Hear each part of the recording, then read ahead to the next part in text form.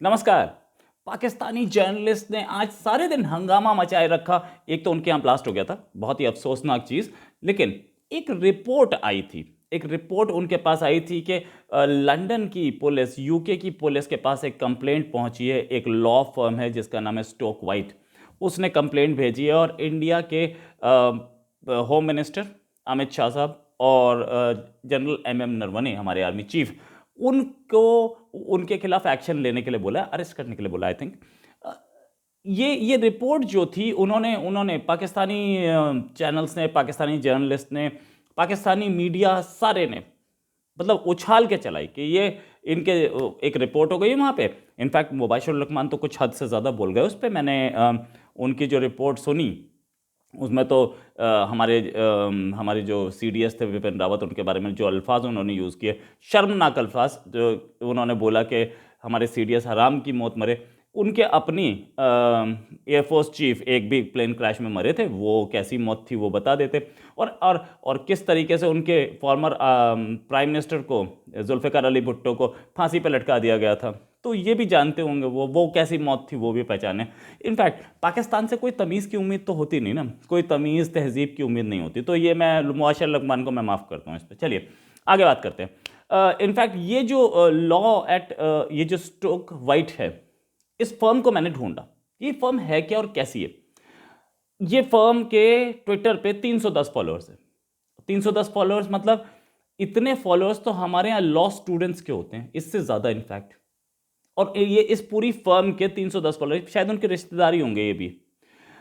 41 page की report है, Pakistani journalist ने वो पढ़ी नहीं होगी, मैंने पढ़ी है, पूरी रिपोर्ट पढ़ी है। और इसमें मैं बताता हूँ आपको क्या है। इनफैक्ट इसको इसको लिखा किसने, इसको लिखा खलील दीवान ने, जिन्होंने क्लेम किया मुझे 10 साल का एक्सपीरियंस है। किस चीज़ में? लॉ में, इन्वेस्टिगेशन में नहीं, ना इन्वेस्टिगेशन में ना किसी से। इन्होंने बोला हमने एनजीओ से ली है और यूएन की रिपोर्ट ली, सारी सारी रिपोर्ट, वो अभी मैं कहानी खोलूंगा इनकी। इसके चीफ जो है हकान कमूस, जो कि इस कंपनी के चीफ हैं, फर्म के चीफ हैं। वो पहले टर्की के बिजनेस एसोसिएशन को और को हेड कर चुके हैं। जो लॉ प्रैक्टिस नहीं चली या चली, डोंट नो, लेकिन बिजनेस एसोसिएशन को हेड किया था। लॉ में उनका अपने क्या काबिलियत है वो उन्होंने लिखा नहीं है। खैर वो इसी में लिखा भाई, उनके अपने इस रिपोर्ट में भी लिखा है, उनकी वेबसाइट में भी लिखा है। आगे चलते हैं। इस रिपोर्ट में उस पुलिस ऑफिसर, शहीद पुलिस ऑफिसर का कोई जिक्र नहीं है, औरंगजेब जिसका नाम था, जिसको आतंकियों ने अगवा करके मार दिया था। कोई जिक्र नहीं है। पता नहीं किस किस का जिक्र किया, उसका नहीं किया बेचारे का। शहीद था, आतंकियों ने उसका वीडियो भी निकाला था, सब क्लियर था, नहीं है। साथ में कश्मीरी पंडित्स के साथ क्या हुआ, जो उनको भागना पड़ा, कैसे उनका मर्डर, ये भी जिक्र नहीं है, ये भी जिक्र नहीं। चलिए ठीक है। उन्होंने लिखा है कि ये जो टर्की, ये इनफैक्ट ये फर्म जो है वो टर्की बेस्ड ही थी और अभी लंदन में भी ऑपरेशंस कर रही है। कि ये बोलती है कि हम बहुत ह्यूमन राइट्स के लिए करते हैं, लेकिन इनके ह्यूमन राइट्स मैं बताऊंगा आपको। ये जो है, इसने ये बोला कि वॉर क्राइम्स हो रहे हैं कश्मीरी मुस्लिम्स के साथ, और बहुत सारे केसेस ऐसे इन्होंने लिखे हैं सिर्फ ये छुपाने के लिए। बहुत सारे केसेस की ना डेट नहीं लिखी, ईयर नहीं लिखा, बहुत सारे केसेस के। कुछ अपनी जो कंप्लेंट है वो जो उनकी वेबसाइट पे पड़ी है, उसमें कई केसेस मेंशन किए हैं, उनमें डेट मेंशन नहीं किया, ईयर मेंशन नहीं किया। क्यों नहीं किया? सिर्फ ये छुपाने के लिए कि उस समय कश्मीर का एक चीफ मिनिस्टर होता था जो कि मुसलमान था। उस चीफ मिनिस्टर के अंडर मुस्लिम्स पे एट्रोसिटीज कैसे हो रही थी, ये क्वेश्चंस कोई पूछ सकता था ना। और कश्मीरी पुलिस जिसमें मुसलमान ही है ना, वो मेंशन हो रही है, कई जगह मेंशन की गई है। तो ये कश्मीरी पुलिस और कश्मीरी चीफ मिनिस्टर, उसने वोट किन से लिया? कश्मीरी चीफ मिनिस्टर से। पुलिस चीफ मिनिस्टर के अंडर काम करती है और कश्मीरी चीफ मिनिस्टर है जो कि मुसलमान है, उसने मुसलमानों के वोट से चीफ मिनिस्टर बना।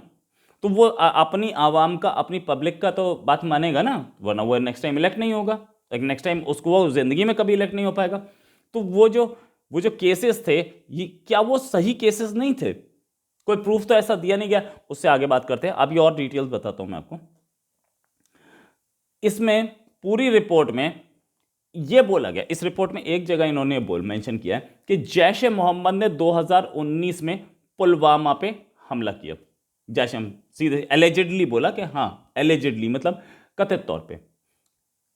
जो भी इन्होंने कश्मीरियों पर एट्रोसिटीज़ के बताए, वो कोई एलिजिडली नहीं है, वो उन्होंने कथित तौर पे नहीं बोला।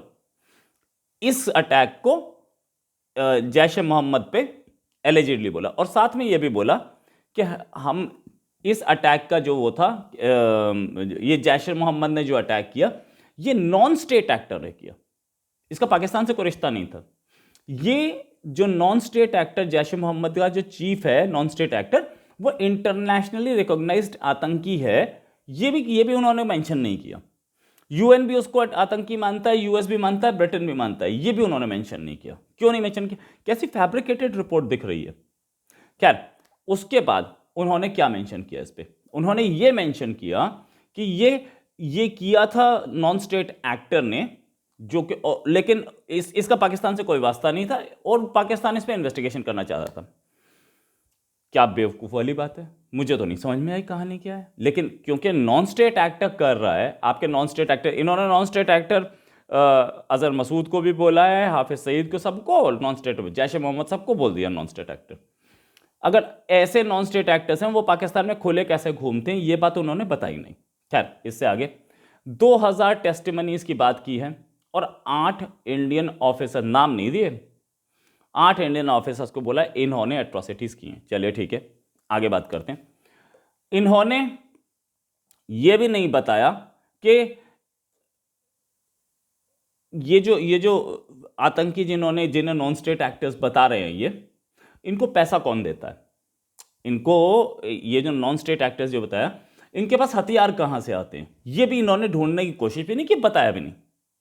खैर, पूरा क्लीन दिख रहा है कि कहीं कहीं से मैनेज्ड है। कौन से कंट्री से मैनेज्ड है, कहां से मैनेज्ड है? ये खुद तुर्की हैं, खुद टर्किश फर्म है, लेकिन इनके रिश्ते किस कंट्री से दिख रहे हैं साफ बताता हूं, मैं बता रहा हूं। और जिस कंट्री से, पाकिस्तान से साफ दिख रहा है, और पाकिस्तान के भी इन्होंने कितनी इज्जत रखी है उस इसी रिपोर्ट में, वो भी मैं आपको बताता हूं आगे। इन्होंने ये बोला कि इस पुलवामा अटैक के बाद इंडिया के कुछ प्लेन गए अंदर पाकिस्तान में अटैक करने, जिनमें से 2 गिरा दिए गए। ये पुलवामा अटैक के बाद नहीं हुआ था, इस रिपोर्ट में इन्होंने ऑफिशियली लिख के सरकार को दिया, यूके की पुलिस को दिया है। ये जो प्लेन गिराए गए थे, प्लेन गिराया गया था, वो पुलवामा अटैक के टाइम पे नहीं था, उसके कई दिन बाद जब पाकिस्तानी आए थे तब उसे चेज करते हुए गया था। तो ये एक गलत इंफॉर्मेशन उन्होंने पाकिस्तानी गवर्नमेंट की इज्जत बता दी उन्होंने, कि पाकिस्तानी गवर्नमेंट भी झूठ बोल रही है, या ये झूठ बोल रहे हैं या पाकिस्तानी गवर्नमेंट झूठ बोल रही है, एक दोनों में से एक तो बोल रहा है। साथ में ये बोला 2 प्लेन गिराए गए थे। अरे यार, पाकिस्तान का प्राइम मिनिस्टर, पाकिस्तान का DGISPR, पहले दिन तो उन्होंने भी बोला कि 2 प्लेन गिराए थे। अब बाकी तो आज तक तो वो यही क्लेम कर रहे हैं एक ही प्लेन गिराया था, ये बात कोई नहीं मान रहा। खैर, इस फर्म को, पाकिस्तान के इशारे पे काम करती हुई फर्म दिख रहा है साफ, तो इस फर्म को बोलना चाहिए था, कम से कम पाकिस्तान से पूछ तो लेते कितने प्लेन गिरे थे, नहीं पूछा। चलिए आगे बात करते हैं।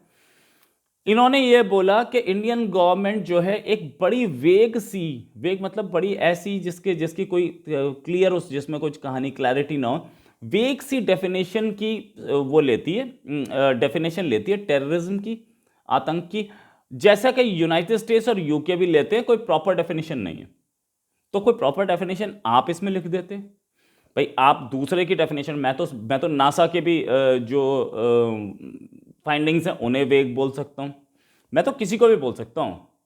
ये तो कहना मेरे को तो मुंह ही चलाना ना।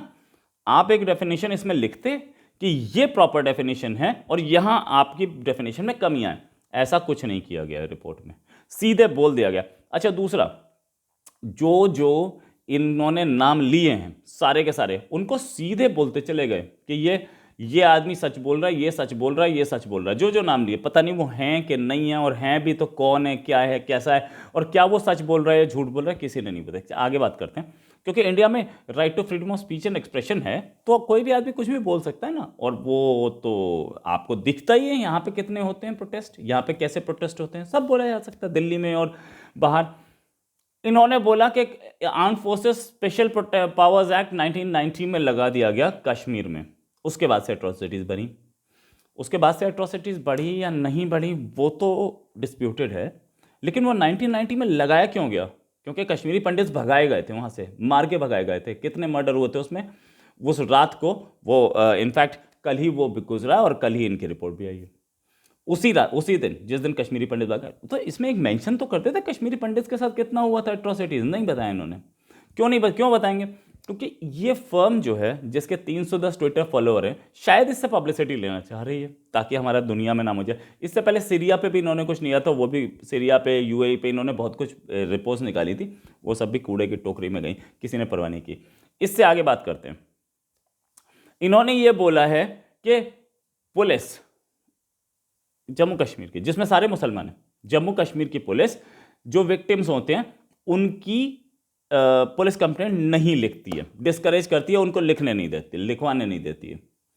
अब ये जो वो है, एक चीज़ कि जम्मू कश्मीर की पुलिस में सारे मुस्लिम्स हैं, वो अपने मुस्लिम्स को, अपने कश्मीरीज को सपोर्ट क्यों नहीं करते? दूसरी चीज़, इलेक्टेड गवर्नमेंट रही हैं, चीफ मिनिस्टर और एमएलए सारे के सारे वहीं के लोग थे, वो क्यों नहीं लिखने देते थे? ये क्वेश्चन, इसका मतलब तो ये हमने जो वहाँ पे प्रेसिडेंट्स रूल लगा रखा है बिल्कुल सही है। हमारे प्रेसिडेंट्स रूल को क्या जस्टिफाई किया जा रहा है इस रिपोर्ट में? क्या पाकिस्तान इसको मानेगा कि इलेक्टेड गवर्नमेंट के टाइम पे एफआईआर नहीं लिखी जाती थी, आपने प्रेसिडेंट्स रूल लगा के बहुत अच्छा किया? नहीं मानेंगे, अपनी बात है। और उसमें यह भी लिखा कि वो रिपोर्ट नहीं लिखी जाती और रिपोर्ट नहीं लिखने दी जाती कि किसी भी एट्रोसिटी की, लेकिन इसी रिपोर्ट में एक जिया मुस्तफ़ा के केस है कोई, उस केस में एफआईआर की कॉपी इसी रिपोर्ट में लिखी हुई है। कॉन्ट्रडिक्ट ऐसे कर रहे हैं कि एफआईआर नहीं हो पाती, एफआईआर होने नहीं दी जाती, और एक एफआईआर की कॉपी ये रही। समझ में नहीं आता। खैर एनीवेज, इससे आगे एक करीम जिसको बोला गया, विक्टिम बताया गया, उस करीम का स्टेटमेंट था कि मेरे को 2 इजरायली लोगों ने टॉर्चर किया, 2 इजरायलीज ने, 2 या 3 जो भी रहे हों, वो इंग्लिश में बोल रहे थे इसीलिए इजरायली थे। उनका नाम नहीं पता करीम को, उनकी नेशनैलिटी पता है। ये सोचने वाली बात है, इजरायली थे, अंग्रेजी बोलते हुए सारे लोग इजरायली होते हैं क्या? और दूसरी चीज, उसको कैसे पता कि ये इजरायली थे जब नाम, अगर नेशनैलिटी, क्या पासपोर्ट दिखाया गया था करीम को? और वो करीम है कौन? ठीक है, जो भी हो, ठीक है, हमें क्या पता भाई, ये भी हो सकता है। इस रिपोर्ट में एक और चीज लिखी है कि T20 वर्ल्ड कप क्रिकेट में जो जब इंडिया हारा था पाकिस्तान से, तो पाकिस्तानी जश्न, कश्मीरी जश्न मना रहे थे, पाकिस्तान का झंडा फहरा रहे थे, और उन पर केस डाल दिया गया। तो ये इसमें कुछ गलत था क्या? क्या पाकिस्तान में कोई इजराइल का झंडा फहरा सकता है? क्या पाकिस्तान में कोई इजराइल का झंडा फहरा सकता है? फहरा सकता है तो बताएं, फहरवाए वहां पे। वहां तालिबान का झंडा फहराया जा सकता है, पाकिस्तान में इजराइल का नहीं फहराया जा सकता। क्या टर्की में कोई ग्रीस का फहरा सकता है? कोई दुश्मनी तो नहीं है। हाँ, साइप्रस को लेकर के दोनों में तनातनी है। क्या टर्की में कोई ग्रीस का झंडा फहरा सकता है? मैं आपको केसेस बता सकता हूं जहां पे ग्रीस का झंडा फहरा रहा था और क्या हुआ था। इनफैक्ट क्या यूके, जहां की पुलिस को आपने कंप्लेंट दी है, क्या उस यूके में कोल्ड वॉर के 1990 से पहले कोल्ड वॉर के टाइम पे क्या कोई सोवियत यूनियन का झंडा फहरा सकता था? कितने केसेस ऐसे थे। खैर, ये इन्होंने ये भी बोला कि वहाँ पर कर्फ्यू लगा था और वहाँ पर इंफॉर्मेशन नहीं जा पा रही थी और इंटरनेट बंद था। यूरोपियन यूनियन के हम एनवॉय को, यानी कि एक एम्बेसडर को वहाँ लेके गए थे, यूरोप के कई कंट्रीज़ के एम्बेसडर्स को लेके गए थे, जिनमें मैं आपको नाम बता दूँ: Estonia, Finland, France, Ireland, Netherland, Portugal, Belgium, Spain, Sweden, Italy. ये कम है क्या? इनके एनवॉयस को कोई इन्फॉर्मेशन मिली होगी, एक बार पूछ लेते कि वहाँ क्या सिचुएशन है, वो देख के आए थे खुद। खैर, इन्होंने सिर्फ बनाना था। और एंड नोट में कहीं कुछ जगह तो ह्यूमन राइट्स वॉच को इन्होंने कोट किया है, कुछ जगह इन्होंने अल जजीरा को कोट किया है, जैसे कि अल जजीरा जो है वो व्हाइट हाउस से या यूएन से ऊपर है। वो वॉशिंगटन में जो सरकार बैठती है और यूके में जो सरकार बैठती है, इन दोनों से ऊपर है। कुछ जगह इन्होंने पाकिस्तानी रेडियो को कोट किया है। पाकिस्तानी रेडियो को कोट करने का मतलब बनता है क्या ऐसी सीरियस रिपोर्ट्स पे, जहां पे आप बोल रहे हो कि एक कंट्री के होम मिनिस्टर को और एक कंट्री के आर्मी चीफ को आप अरेस्ट कराइए या अरेस्ट कीजिए, उधर बनता है कोई चांस बनता है क्या आप किसी कंट्री के रेडियो को, टीवी को कोट कर दें? नहीं। लेकिन अच्छा, दूसरी चीज, अब क्या सोच के, इनफैक्ट इसी रिपोर्ट में लिखा है भी है कि आपका ज्यूरिस्डिक्शन बनता है, आप इंडिया में जाकर कर सकते हैं। पता नहीं कैसे, कहां से लेके आए, जो भी किया इन्होंने। क्या सोच के, क्या लंदन की पुलिस यहाँ पे आके इन्वेस्टिगेशन करेगी? आके कर ले।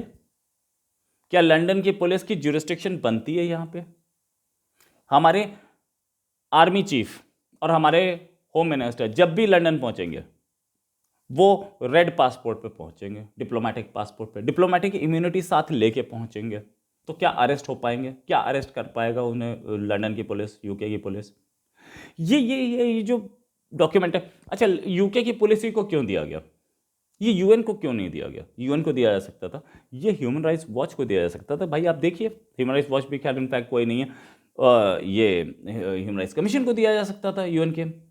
ये लंदन की पुलिस को क्यों दिया गया? अखबारों में छपवाने के लिए, और इसीलिए कि Pakistani journalist, cheap publicity, Pakistani journalist इसको छापे और उनको पाकिस्तान से जो यूएन में, पाकिस्तान से जो लंदन केस जा रहे हैं वो केसेस ये वाली पर्टिकुलर लॉ फर्म लड़ पाए।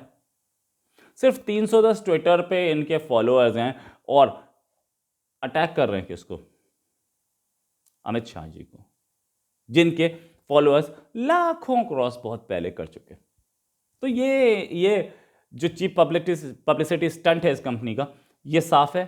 मैंने रिपोर्ट, इसीलिए मेरा बनाने का मूड भी नहीं था इस पर, लेकिन मैंने इसको देखा कि मैं पहले एक बार देख तो ले है क्या, और जब देखना पढ़ना शुरू किया तो गलतियों पे गलतियां निकलती चली गई उस कंपनी की, इस फर्म की, और बाद में समझ में आया कि बिल्कुल फॉल्स फैब्रिकेटेड रिपोर्ट दिख रही है। वैसे तो अभी लंदन वाले देखे हैं इसको, हमें हमें क्या पता, वो हमें देंगे तो हम बताएंगे, इंडिया को दे, इंडिया बताएगा इसमें क्या असलियत है क्या नहीं है। लंदन की पुलिस को दे दिया, लंदन के कोर्ट में दे सकते थे, सिर्फ पुलिस को दे दिया। तो ऐसी चीज़ों पे बहुत ज़्यादा तवज्जो नहीं, पाकिस्तानी मीडिया चीखे। इसी के साथ एक और खबर के साथ फिर हाजिर होंगे। नमस्कार, जय हिंद।